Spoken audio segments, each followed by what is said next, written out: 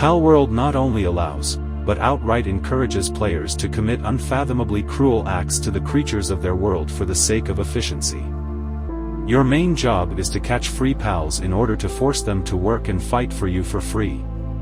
And one player decided to find out whether it is possible to kill the pals simply by overworking them. He discovered after a brutal 8-hour experiment that there was no such possibility, but they would become terribly sick and depressed.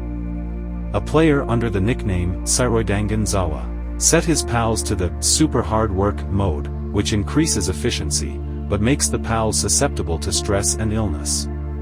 He instructed them to cut stones and deprived them of the right to rest, minimizing the daytime time speed in the game and maximizing the nighttime one. After an hour of this madness, the player's pals suffered from such ailments as weakness, stomach ulcers, colds and severe stress, but the hopelessly devoted creatures continued to work.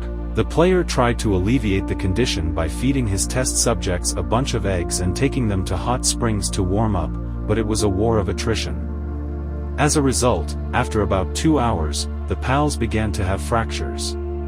Sairoidanganzawa said, "Their once joyful faces have clearly darkened, it's well done, and they don't seem to be enjoying their food.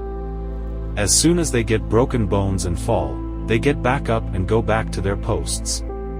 5 hours later, almost everyone was depressed, the player said in another extremely disturbing post.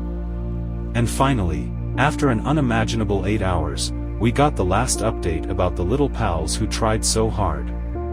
Sairoidanganzawa added, "The adequacy values remained at 0 for a long time, depression did not change, so I decided that it was pointless to continue the experiment.